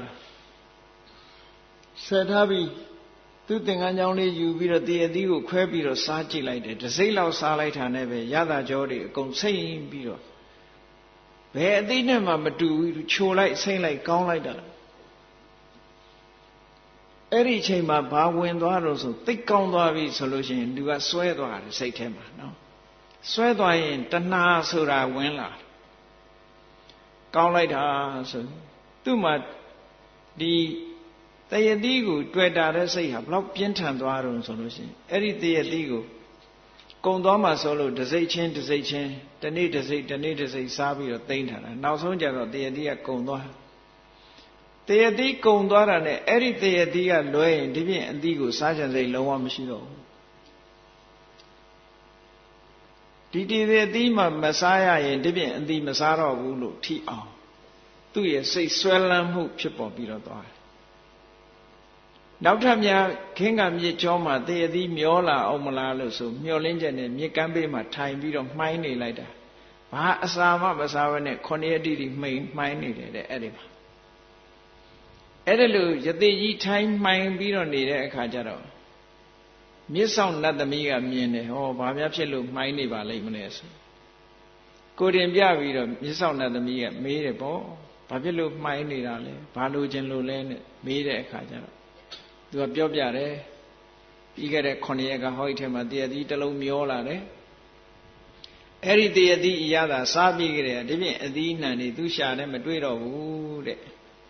အဲ့တော့လူဘွားရလာတယ်မှာဒီလောက်ကောင်းတဲ့အသီးစားပြီးမှတော့နောက်ထပ်မကောင်းတာတွေမစားကြတော့ဘူးပေါ့လေသိခြင်းလဲသိပါစေဒီအသီးရမှစားတော့မယ်ဆိုပြီးတော့သူမှိုင်းနေတယ်ဆိုတဲ့အကြောင်းပြောနတ်သမီးကတရားချပြီမဲ့လို့မရဘူး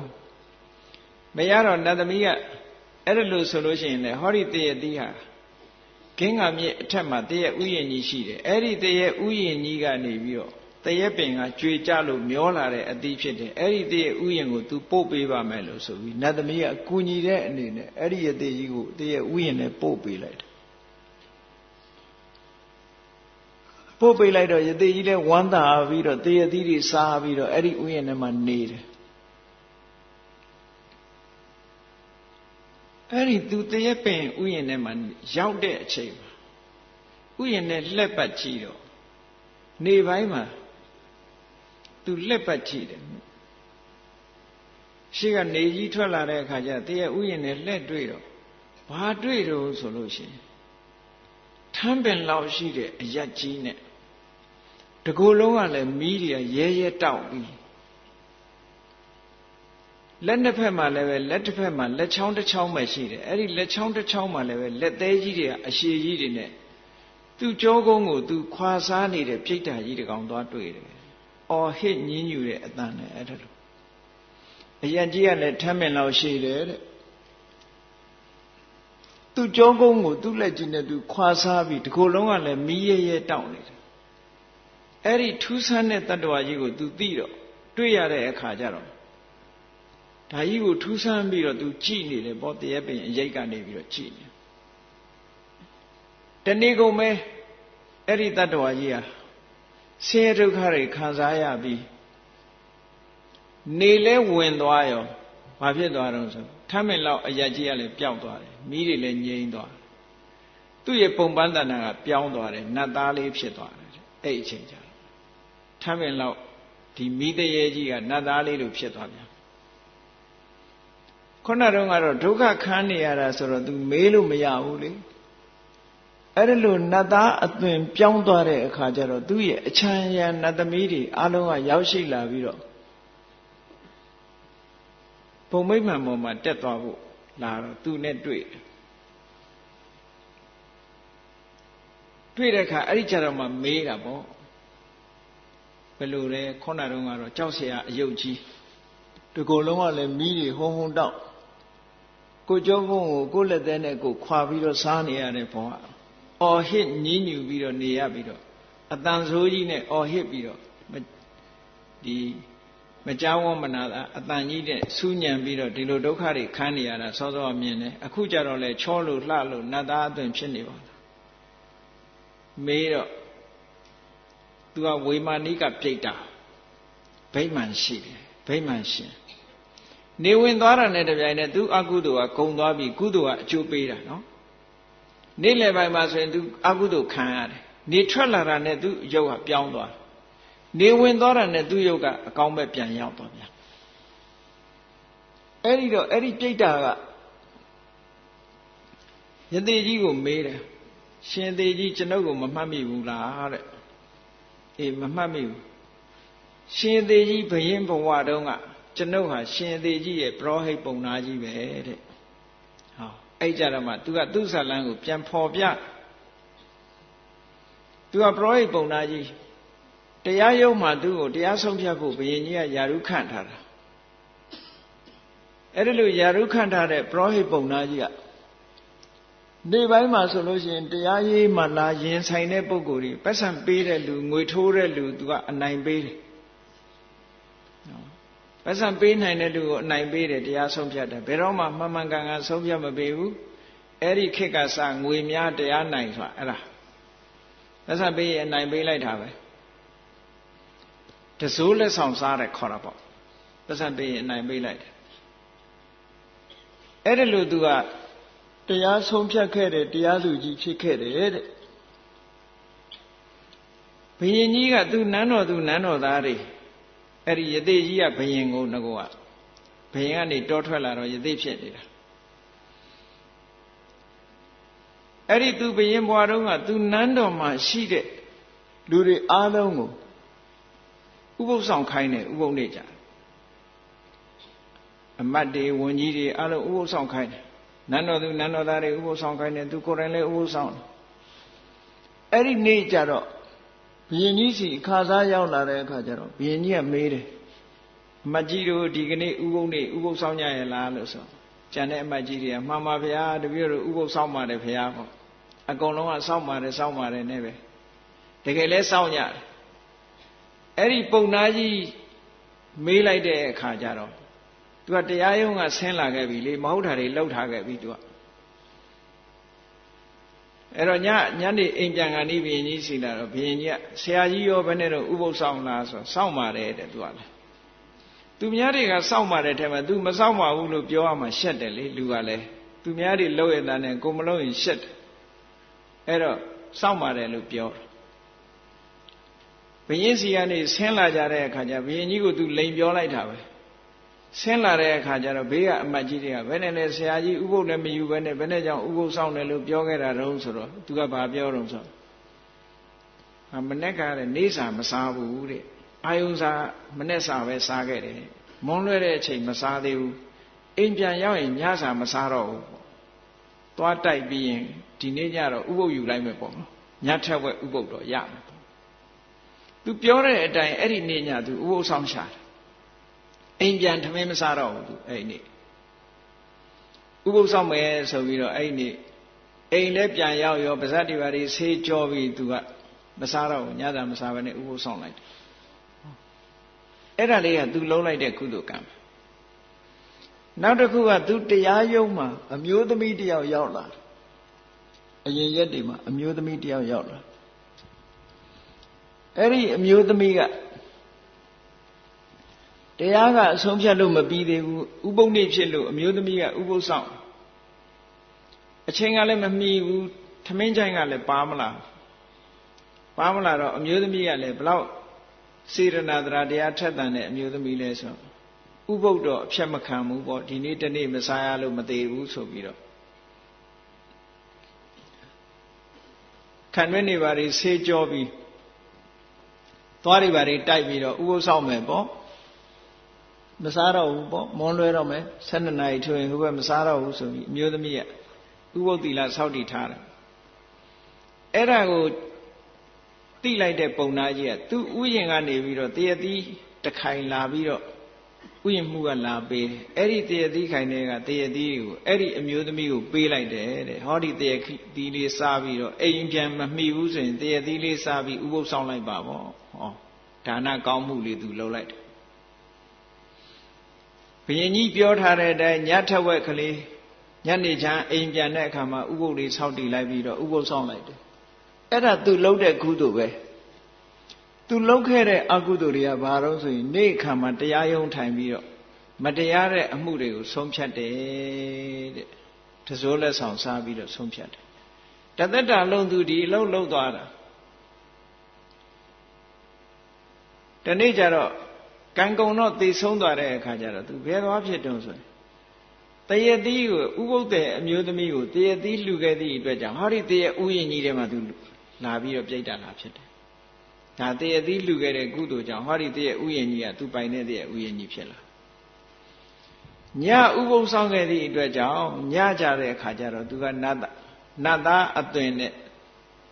နတ်စည်းစိမ်ကိုခံစားရတယ်ဘုံဘိမှန်ကြီးနဲ့တညာလုံးနေ့အခါမှာတစိုးလက်ဆောင်စားပြီးတရားဆုံးဖြတ်သည့်အတွက်ကြောင့်နေထွက်လာတာနဲ့တပြိုင်နက် ဗိမာန်ပေါ်မှာမနေနိုင်ဘူးဗိမာန်ပေါ်ကဆင်းလာတယ်ဆင်းလေလာလိုက်ရောသူ့ရုပ်ကြီးကထမင်းကြီးလောက်ဖြစ်သွားတယ်ရုပ်ကြီးကပြောင်းသွားတယ်ပြောင်းသွားပြီးတော့ခန္ဓာကိုယ်ကမီးဟုံးဟုံးတောက်လာလက်ထဲမှာလည်းပဲလက်သေးကြီးတွေကအရှည်ကြီးတွေဖြစ်လာတယ်အဲ့ဒါနဲ့သူကြောရုပ်ကုန်းသူထိုးခွာပြီးတော့စားနေရတယ်တဏီကုံအော်ဟစ်ရတယ်မနဲ့မိုးလင်းတဲ့အချိန်ကနေစပြီးနေထွက်တဲ့အချိန်ကစပြီးနေဝင်ထိအောင်ဒုက္ခခံကုသိုလ်နဲ့အကုသိုလ်ကိုရောလှုပ်ထားခဲ့သည့်အတွက်ကြောင့်အဲ့ဒီပြိတ္တာဟာအဲ့ဒီဒုက္ခကိုခံရတယ်ဆိုတာကိုယတိကြီးကိုသူပြောပြတယ်ယတိကြီးဟာတခြားမဟုတ်ဘူးသူတို့ရဲ့ဘုရင်မင်းတရားကြီးပဲအဲ့ဒီယတိကြီးကိုပြောပြတဲ့အခါကျတော့ယတိကြီးကလည်းအော်ငါလဲတရတိစားလို့တဲ့တဏှာအလိုလိုက်ပြီးတော့ငါအခုဒီရောက်နေတယ်ဒီတဏှာကတိုးပွားလာလို့ရှိရင်ငါ့ကိုအပင်ငရဲချမှာပဲလို့ဆိုပြီးတော့တဏှာရဲ့အလိုကိုငါမလိုက်တော့ဘူးလို့စိတ်ဆုံးဖြတ်တယ်ပြိတ္တာကြီးကသူ့ရဲ့ပရောဟိတ်ပုံနာကြီးဆိုတော့အရှင်မင်းကြီးအရှင်ယတိကြီးဒီမှာပဲသတင်းသုံးပါသူကတရတိနဲ့လှူဒန်းထောက်ပံ့မှမယ်ဆိုမနေတော့ဘူးတဲ့ငါပြန်တော့မယ်ငါနေရငါပြန်တော့မယ်ဒီမှာဆက်မနေကြတော့ဘူးတံဝေကတွေရပြီးယတိကြီးကပြန်ကျင်တယ်ဆိုတော့အဲ့ဒီပြိတ္တာကသူတကိုးနဲ့လိုက်ပြီးတော့ပို့ပေးလိုက်တယ်ပို့ပေးပြီးတော့တရတိကိုလည်းအမြဲတမ်းပို့ပေးနေတယ်တဲ့ဒါအဲ့ဒီဇာလံကလေးတစ်ခုရှိတယ်950ထဲမှာကိဉ္စန္ဒဆိုတဲ့ဇာလံလေးအဲ့ဒီဇာလံမှာကြည့်မယ်ဆိုလို့ရှိရင်အဖြူအမဲတွဲပြီးတော့လှုပ်ခဲ့သည့်အတွက်ကြောင့်အဲ့ဒီပြိတ္တာဟာဘာလို့ဆိုရင်ညဆံနေခံညဆံဆိုတဲ့ဘဝမျိုးပေါ့ညကြတော့ကောင်းကျိုးချမ်းသာကိုခံစားရတယ်နေ့ခါကျတော့ငရဲခံရတယ်ဒုက္ခခံရတယ်အဲ့တော့လူဘဝမှာလည်းလူတွေလည်းကောင်းတာနဲ့ကြုံလိုက်ဆိုးတာနဲ့ကြုံလိုက်ဒုက္ခရောက်လိုက်ကြဒါအကုသိုလ်တွေအကျိုးပေးလဲကြုံတဲ့အခါကျတော့ဘာလို့အစင်မပြေဘူးဒုက္ခတွေရောက်တယ်ကုသိုလ်ကံအကျိုးပေးလဲပြုံတဲ့အခါကျတော့လုံးသမျှတွေအစင်ပြေနေတယ်ဟောဒီလိုအစဉ်ပြေလိုက်မပြေလိုက်ဆိုတာကိုလူတွေကကြည့်ပြီးတော့ကံတရားအတိုင်းပဲပြောကြတာလေအဲ့တော့လှုပ်လာခဲ့တာကိုလှုပ်ခဲ့တဲ့အတိတ်ကံတွေပဲအဲ့ဒါလို့အတိတ်ကံတွေဆိုတာကပြန်ပြောင်းလို့မရတော့ဘူးဒါမှန်တယ်ပြီးခဲ့ပြီပြန်ပြောင်းလို့မရပေမဲ့လှုပ်လို့ရတာဘာရှိတော့ဆိုရင်ပစ္စုပန်ကံအကောင်းအောင်လုပ်ဖို့လိုတယ်တဲ့ဒါကိုသတိထားဖို့လိုတယ်ပေါ့အခုလက်ရှိဘဝမှာအကုသိုလ်ကံတွေနည်းနိုင်သမျှနည်းအောင်ကုသိုလ်ကံတွေများနိုင်သမျှများအောင်ကိုယ်စိတ်ကိုပြုပြင်ဆောက်တည်ဖို့စိတ်ကလေးကိုဖြူစင်အောင်လုပ်ဖို့အမှန်တမ်းအရေးကြီးတယ်ကံပြင်တဲ့နည်းကံပြင်ရမယ့်နည်းကဘာလို့ဆိုလို့ရှိရင်လူတိုင်းမကောင်းမှုအကုသိုလ်လုပ်မိတယ်ဆိုတော့ခြင်လေးတွေကြဘိုးလေးတွေကစပြီးတော့တတ်မိတယ်ဆိုတော့ပါဏာတိပါဒကံလုပ်တယ်ဆိုတယ်အေးဒီနေ့ကနေစပြီးတော့ခြင်လေးတွေကြဘိုးလေးတွေပွဲစိတ်လေးတွေကစပြီးတော့ဘယ်အကောင်မှမတတ်တော့ပါဘူးအဲ့ဒီတတ်တဲ့ပါဏာတိပါဒအမှုဆိုတာမကောင်းဘူးများလာလို့ရှိရင်အပင်ငရဲကိုချရတဲ့ အပင်ငရဲဖြစ်စေရတဲ့အပင်ငရဲကလွတ်လာလို့ရှိရင်လည်းယောဂများတယ်အသက်တိုးတယ်လူကရောက်လာတဲ့လူတွေကြည့်လေငယ်ငယ်လေးတွေကဆေးကန်းသွားနေရတဲ့လူတွေရှိတာပဲငယ်ငယ်လေးတွေကယောဂနဲ့နော်တချို့မြတ်ပေါက်စလေးနဲ့ကိုယောဂပါလာရှိတော့ကဆိုအသက်ကြီးမှသွေးတိုးတို့ဘာလို့ဖြစ်တယ်ဆိုတော့အခုငယ်ငယ်လေးနဲ့သွေးတိုးတွေလည်းပြည့်အဲ့တော့ယောဂဆိုတာအကုသိုလ်မှုပြုလာတဲ့ပုဂ္ဂိုလ်ကငယ်ငယ်တည်းကကိုယောဂများလာတယ်ပြီးတော့လည်းအသက်လည်းတိုးတယ်ဟောပါဏာတိပါဒအမှုကမကောင်းဘူးလို့သိလာတဲ့အခါမှာဒီကံတရားကလွတ်မြောက်ချင်လို့ရှိရင်ဘယ်လိုလုပ်ရမလဲကိုလုံးမိထားတယ်ဥပမာပဲပါဏာတိပါဒကံလုံးမိတယ်အာရိဏကတရကံလုံးမိတယ်မုသဝရကံလုံးမိတယ်ဆိုပါစို့တခုလုံးမိလို့ရှိရင်မကောင်းဘူးဆိုတာကိုပထမမြင်ရမယ်မြင်ပြီးတဲ့အခါကျတော့နောက်ထပ်ရှောင်ရမယ်နံပါတ်2ကရှောင်ပြီးတဲ့အခါမှာကောင်းတာကိုဆက်လုပ်ရမယ်ရှောင်ယုံတတ်နဲ့မရဘူးကောင်းတာတွေကိုဆက်လုပ်ဖို့လိုသေးတယ်ဥပမာပဲတတ္တဝါအသက်တတ်တာမကောင်းဘူးဆိုတာမြင်ရမယ်မြင်ပြီးသည့်အတွက်ကြောင့်သူများအသက်တတ်ဖို့ရှောင်ရမယ်ရှောင်ပြီးတော့မေတ္တာဘာဝနာပွားရမယ်ကရုဏာတရားထားရမယ်ကြိုးစားရမယ်ဟော အဲ့လိုဆိုလို့ရှိရင်ဟောဒီကိုလုတ်ခဲ့တဲ့ပါဏာတိပါဒကံကတဖြည်းဖြည်းနဲ့သူ့ကိုကုသိုလ်ကံတွေကလွှမ်းမိုးထားသည့်အတွက်ကြောင့်အကျိုးပေးဖို့သူ့မှာ chance မရတော့ဘူးအခွင့်အရေးမရဘူးလို့ဒီလိုပြောတာပျောက်သွားတယ်လို့ပြောတာမဟုတ်ဘူးနော်အခွင့်အရေးမရအောင်လုပ်ထားလို့ရတယ် isolate ပေါ့ဆိုပါစို့မျိုးစေ့လေးတစ်ခုဟာမြေနဲ့ရေနဲ့မထိရလို့ရှိရင်အပင်မပေါက်ဘူးဒါသိကြတယ်အဲ့တော့မြေနဲ့ရေနဲ့မထိရအောင်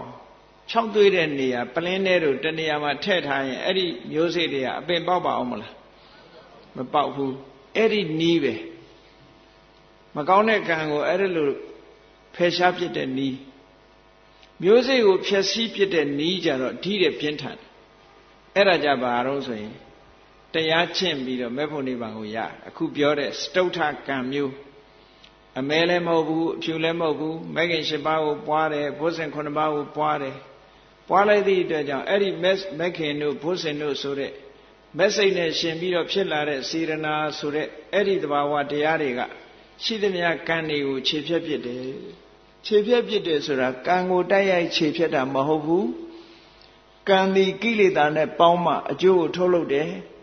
အဲ့ဒီကိလေသာတွေကိုဖျက်ဆီးပြစ်လိုက်တယ်ကိလေသာဖျက်ဆီးပြစ်လိုက်လို့ရှိရင်ကံဒီအကျိုးမပေးနိုင်တော့ဘူးလို့ဒီလိုပြောတာအဲ့ဒီနည်းကနေပြီးတော့ကံကနေလွတ်မြောက်သွားနိုင်ပါတယ်ဒါလွတ်မြောက်စေတဲ့နည်းတစ်ခုပဲเนาะလွတ်မြောက်အောင်လုပ်တဲ့နည်းတစ်ခုပဲကံတရားတွေအလုံးကလွတ်ဖို့ဘယ်သူ့ကိုခြေဖြတ်ရမလဲကိလေသာကိုခြေဖြတ်ဒါကြောင့်မို့လို့ကြည့်ဝတ်သုံးပါးဆိုတာအလုံးကြားဘူးကြတယ်ကမ္မဝကိလေသာဝဝိပါကဝအဲ့ဒါကိုမြန်မာလိုနားလည်အောင်ပြောမယ်ဆိုလို့ရှိရင်ကိလေသာဝဆိုတာဘာတော့ဆိုရင်လိုချင်တယ်လိုချင်တော့ဘာလုပ်လဲလိုချင်တော့လှုပ်တယ်လှုပ်တော့ဘာဖြစ်လဲရတယ်ဟောစကားသုံးခုမှတ်ထားလိုချင်တယ်လှုပ်တယ်ရတယ်ရတော့ဘာဖြစ်ပြန်တော့လိုချင်ပြန်တယ်လှုပ်ပြန်တယ်ရပြန်တယ်ဘာဖြစ်တော့လိုချင်ပြန်တယ်လှုပ်ပြန်တယ်ရပြန်တယ်ဟောဒီဟာလဲနေတာအဲ့ဒါကိုဝတ်လဲတယ်လို့ပြောတာနော်လူတွေကဒါကိုဝတ်လဲတယ်လို့မထင်ဘူးသူများမဟုတ်တာလုပ်ပြီးကိုခံရတဲ့အခါကျမှငါဝတ်လဲတာပဲနဲ့ပြောနေတာဒီမှာဝတ်လဲတယ်ဆိုတာအဲ့ဒါကိုပြောတာမဟုတ်အကြောင်းနဲ့အကျိုးနဲ့ဆက်ပြီးလဲနေတာကိုပြောတာနော်အကြောင်းနဲ့အကျိုးဆက်ပြီးတော့လဲနေတာကိုပြောတာကြည့်ကိလေသာဆိုတာလိုချင်တယ်ဆိုတာတဏှာကိုပြောတာဒါကိလေသာဝကိလေသာဝရှိတဲ့အခါကျတော့လိုချင်လို့ဘာဖြစ်တုံးလှုပ်တယ်ဟောကမ္မဝတ္တိကံနေဖြစ်တယ်လို့ပြောတာလှုပ်တော့ရတယ်ဆိုတာဝိပါကဝရလာပြန်တော့လိုချင်ပြန်တယ်ဆိုတာကိလေသာဝပြန်ဖြစ်လာပြန်ဟောလဲနဲ့အဲ့သုံးခုအကန့်ကလေးသုံးခုလဲနေတာဆက်ဝိုင်းလေးထဲမှာအကန့်ကလေးသုံးခုထားလိုက်တစ်ခုကလိုချင်တာတစ်ခုကလှုပ်တာတစ်ခုကရတာဟောလဲပတ်နေတယ်ရလာရင်ထပ်လိုချင်ပြန်တယ်ထပ်လိုချင်ရင်ဘာဖြစ်ပြန်တော့ထပ်လှုပ်ပြန်တယ်ထပ်လှုပ်ပြန်ရင်ဘာဖြစ်မှာတော့ထပ်ရပြန်တယ်အဲ့တော့ဘယ်အကန့်ကိုဖြတ်ရမလဲလို့ဆိုလို့ရှိရင်လိုချင်တယ်ဆိုတဲ့ကိလေသာအကန့်ကိုဖြတ်လိုက်ရလိုချင်တယ်ဆိုတဲ့အဲ့ဒီအကန့်ကိုဖြတ်လိုက်လို့ရှိရင်မလိုချင်တော့ဘူးဟောကိလေသာမရှိတော့ဘာဖြစ်တော့မလှုပ်တော့ဘူးမလှုပ်ရင်မရတော့ဘူးဒီလိုသွားတာအဲ့ဒါကိလေသာဝတ်ကိုပယ်လိုက်လို့ရှိရင်ကာမဝတ်ကပယ်ပြီးသားဖြစ်သွားတယ်ကာမဝတ်ပယ်လိုက်လို့ရှိရင်ထိုကံကထုတ်လုပ်တဲ့အကျိုးတရားတွေမလာတော့ဘူးတဲ့ဒါကြောင့်မို့လို့တရားဓမ္မပရိစ္ဆေသမုပ္ပါမှာကြည့်လေကာမဝတ်နဲ့ကိလေသာဝတ်နှစ်ခုတွဲပြီးတော့ဘဝတစ်ခုထုတ်တယ်ဆိုတာဘုရားဟောထားတယ်အဝိဇ္ဇာပစ္စယသင်္ခါရသင်္ခါရပစ္စယဝိညာဏဝိညာဏဆိုတာဒီဘဝရဲ့အစဆုံးစိတ်ကိုပြောတာအဲ့ဒီအစဆုံးစိတ်ကလေးကိုဘယ်သူကထုတ်တုံးဆိုရင်အဝိဇ္ဇာနဲ့သင်္ခါရနှစ်ခုပေါင်းထုတ်လိုက်တာအဝိဇ္ဇာဆိုတာကိလေသာကိုရည်ညွှန်းပြီးတော့ပြောတာသင်္ခါရဆိုတာကံကိုရည်ညွှန်းပြောတာအဝိဇ္ဇာနဲ့ဒီကံနဲ့ကိလေသာနှစ်ခုပေါင်းပြီးတော့ထုတ်လိုက်တဲ့အခါကျတော့ဝိပါကဝတ်ကိုရတယ်အဲ့တော့မြတ်စွာဘုရားကတရားဓမ္မကျင့်ပြီးတော့ဖယ်ရှားပြရမှာဘယ်သူကိုဖယ်ရှားရမှာတော့ဆိုကံကိုဖယ်ရှားလို့ရမလားလို့စဉ်းစားကြည့်ပေါ့ကိုယ့်အကိုယ်သဘာဝတစ်ခုစဉ်းစားကြည့် လုတ်ပြီးသားတစ်ခုကိုမလုတ်ရသေးဘူးလို့ပြောလို့ရမလားလုတ်ပြီးတာပြီးသွားပြီလေပြန်ပြင်လို့ရသေးလားဥပမာပဲလူတယောက်ကိုဆဲပြီးသွားလို့ရှိရင်ဆဲပြီးနေတာကိုမဆဲရသေးဘူးလို့ပြောလို့ရမလားအဲ့ဒါကိုအင်္ဂလိပ်လိုပြောတော့ what have been done cannot be undone လို့ပြောတာနော်လုတ်ပြီးသားတစ်ခုဟာမလုတ်ဘူးလို့ပြောလို့မရဘူးတဲ့အဲ့တော့ကံဟာအဲ့ဒီတိုင်ပဲတစ်ခုလုတ်ပြီးသားဖြစ်သွားလုတ်ပြီးသားဖြစ်သွားသည့်အတွက်ကြောင့်ကံကိုပြန်ပြင်လို့မရဘူးပြင်လို့ရတာဖြတ်လို့ရတာဘာတော့ဆိုလို့ရှိရင်ကံကိုအထောက်အကူပြုနေတဲ့ကိလေသာကိုဖယ်ရှားပြရမယ်ကံကိုဖြစ်ပေါ်စေနေတဲ့ကိလေသာတရားတွေကိုဖယ်ရှားပြရမယ်ကိလေသာတရားတွေကိုဖယ်ရှားပြလိုက်လို့ရှိရင်ကိလေသာအကူအညီမရလို့ရှိရင်ဒီကံဒီအကျိုးမပေးတော့ဘူးတဲ့ဟောသူ့အဖို့မရှိသည့်အတွက်ကြောင့်အကျိုးမပေးတော့ဘူးခုနကမျိုးစေ့လေးဒီမြေနဲ့ရေနဲ့တွေ့မှအပင်ပေါက်တယ်မြေနဲ့ရေနဲ့လွတ်အောင်ထားလိုက်လို့ရှိရင်သူအပင်မပေါက်နိုင်တော့ဘူးမျိုးစေ့လေးကတော့ရှိနေသေးတယ်ပေါ့အဲ့ဒါလို့အကြောင်းတရားတွေမဆုံစည်းအောင်လှုပ်ထားခြင်းဒီပင်ကံကလွတ်မြောက်ခြင်းလို့ဒီလိုပြောတာနော်အဲ့တော့ကောင်းပြီအဝိဇ္ဇာဆိုတဲ့ကိလေသာသို့မဟုတ်တဏှာဆိုတဲ့ကိလေသာကိုဘာနဲ့ဖယ်ရှားပြရမလို့ဆိုရင်မက်နဲ့ဖယ်ရှားပြရမယ်မက်ဆိုတာအစွမ်းထက်တဲ့မဂ်ကင်၈ပါးအုပ်စုအစွမ်းထက်အောင်ကိုယ့်ရဲ့ဒီနှလုံးသားထဲမှာရှိတဲ့ကိုယ့်ရဲ့အတွင်းမှာရှိတဲ့စွမ်းရည်တတ္တိတွေကိုတိုးမြင့်ပြီးတော့ပေးရမယ်။ဘာတွေတိုးမြင့်ပေးတော့တမ္မာဒိဋ္ဌိမှန်ကန်တဲ့အမြင်တမ္မာသင်္ကပ္ပမှန်ကန်တဲ့အတွေးတွေတမ္မာဝါစာတမ္မာကမ္မန္တတမ္မာအာဇီဝမှန်ကန်တာပြောတယ်မှန်ကန်တာလုပ်တယ်မှန်ကန်တဲ့အသက်မွေးမှုဆိုတဲ့ကိုချင်းတရားတွေပြီးပြီဆိုတဲ့အခါကျတော့တမ္မာဝါယာမမှန်မှန်ကန်ကန်ကြိုးစားမှုအကုသိုလ်မဖြစ်ရအောင်ကြိုးစားတာဖြစ်လာရင်ဖယ်ရှားဖို့ကြိုးစားတာကုသိုလ်မဖြစ်သေးရင်ဖြစ်အောင်လုပ်တာဖြစ်ပြီးရင်တိုးပွားလာအောင်ကြိုးစားတာအဲ့ဒီမှန်ကန်တဲ့ကြိုးစားမှုတမ္မာတတိမှန်ကန်တဲ့အပေါ်မှာတတိထားတာတမ္မာသမာဓိမှန်ကန်တဲ့အပေါ်မှာစိတ်တည်ငြိမ်မှုထားတယ်ဆိုတဲ့အဲ့ဒီစွမ်းအားတွေကိုယ်တဏ္ဍာမှာပြည့်လာအောင်လုပ်တာဒါမဲ့လို့ခေါ်တယ်အဲ့ဒီမတရားတွေကအစွမ်းထက်လာပြီဆိုလို့ရှိရင်ခုနပြောတဲ့ကိလေသာတွေကိုခြေဖြတ်ပြစ်နိုင်တယ်သူကဖယ်ရှားပြစ်လို့ရတယ်ဘယ်လောက်ထိစွမ်းထက်တုံးဆိုလို့ရှိရင်ခုခေတ်ပြောတဲ့လေးစားဆိုတာအလုံးသိကြတယ်နော်အဲ့ဒီလေးစားနဲ့ပြစ်လိုက်လို့ရှိရင်အရာတစ်ခုကလောင်သွားတာအဲ့ဒီလောင်သွားတယ်လို့ကိလေမက်တွေမက်ဆိုတဲ့အစွမ်းထက်တဲ့အရာနဲ့ဖြစ်လိုက်လို့ရှိရင်ကိလေသာတွေနောက်ထပ်မပေါ်အောင်ခြေဖြတ်ပြစ်လို့ရတယ်တဲ့မက်၄ဆင့်နဲ့ခြေဖြတ်ပြစ်တယ်ဒါဖြင့်မက်၄ဆင့်ရအောင်ဘာလို့ရမလို့ဆိုရင်မှန်မှန်ကန်ကန်သိအောင်ကြိုးစားတာမှန်မှန်ကန်ကန်သိအောင်ကြိုးစားတယ်ဆိုတာဝိပဿနာကျင့်စဉ်တစ်ခုကျင့်တာဝိပဿနာကျင့်တော့မယ်ဆိုရင်ဘာလို့ရမလဲသီလအရင်ပြည့်စုံအောင်လုပ်ရသီလပြည့်စုံပြီးတဲ့အခါမှာဝိပဿနာကျင့်စဉ်ကိုကျင့်တာမှန်မှန်ကန်ကန်တမ္မာဒိဋ္ဌိဆိုတဲ့မှန်မှန်ကန်ကန်မြင်ရမယ်ယုံနဲ့နံနှမျိုးပဲရှိတယ်ထိုမှန်မှန်ကန်ကန်မြင်အောင်မှန်ကန်တဲ့အတွေ့ကိုတွေးတတ်ရမယ်အဲ့ဒီလိုဖြစ်လာအောင်ဘာတွေနဲ့ကြိုးစားရမလို့ဆိုတမ္မာဝါယာမတမ္မာတတိတမ္မာသမာဓိဆိုတဲ့အကူအညီတွေနဲ့လုပ်ရမယ်ဝိပဿနာကျင့်စဉ်တစ်ခုကိုကျင့်လိုက်ပြီဆိုလို့ရှိရင်နောက်ဆုံးဝိပဿနာဉာဏ်ရင့်တန်သွားတဲ့အခါကျတော့အစွမ်းထက်တဲ့မက်အဆင့်ကိုရောက်သွားတယ်အဲ့ဒီအစွမ်းထက်တဲ့မက်ဒီမိမိရဲ့တဏ္ဍာမှာဖြစ်တဲ့ကိရိတာတွေကိုတစ်ဆင့်ပြီးတစ်ဆင့်ပယ်သွားတာနောက်ဆုံးအရတ္တမက်ဆိုတဲ့အဆင့်ရောက်သွားပြီဆိုရင်ကိရိတာမှန်သမျှအကုန်ကုန်သွားပြီအဲ့ဒီကိလေသာတွေကုန်သွားပြီဆိုတဲ့အချိန်ကျတော့ကံတရားလည်းပဲအကျိုးပေးလို့မရတော့ဘူးတဲ့ကံလည်းကုန်သွားတယ်လို့ဒီလိုပြောတာအဲ့ဒါဟာအခုပြောတဲ့ဒီမဂ္ဂင်၈ပါးအကျင့်တရားဟာဖြူလည်းမဖြူဘူးမဲလည်းမမဲဘူးဖြူတဲ့ဘဝကိုလည်းမရောက်စေဘူးမဲတဲ့ဘဝကိုလည်းမရောက်စေဘူးအဖြူအမဲဖြူသည်လေးမဟုတ်မဲသည်လေးမဟုတ်ဖြူတဲ့အကျိုးလည်းမဟုတ်မဲတဲ့အကျိုးလည်းမဟုတ်ဘဲနဲ့ကံတရားတွေကိုကုန်သွားစေတတ်တဲ့ကံတစ်မျိုးပဲတဲ့အဲ့ဒါကိုပြောတာကံကိုဖယ်ရှားကံတရားဆိုတာဘုန်းကြီးတို့တွေနောက်ဆုံးလုပ်ရမယ့်ကံတရားသည်မဂ္ဂင်၈ပါးလို့ဆိုတဲ့မဲ့ညာနဲ့ရှင်းလာတဲ့မဂ္ဂင်၈ပါးကံတရားပဲဖြစ်ပါတယ်အဲ့ဒီမဂ္ဂင်၈ပါးကံတရားကိုမရမချင်းအခြားအဖြူအမဲဆိုတဲ့ကံတရားတွေဟာအကျိုးပေးနေဥမှာပဲအမဲအကျိုးပေးတဲ့အခိုက်မှာဆိုရင်ဒုက္ခရောက်ကြမယ်အဖြူအကျိုးပေးတဲ့အရိုက်မှာချမ်းသာကြမယ်အဖြူမဲရိုးပေးလို့ရှိရင်ချမ်းသာတယ်လဲဆင်းရဲတစ်ခါကြုံပြီးတော့တန်တရားတဲ့ဒီလိုလဲနေကြအောင်ပါပဲ ဖြူလည်းမဖြူမဲလည်းမမဲအဖြူလည်းမဟုတ်မဲလည်းမဟုတ်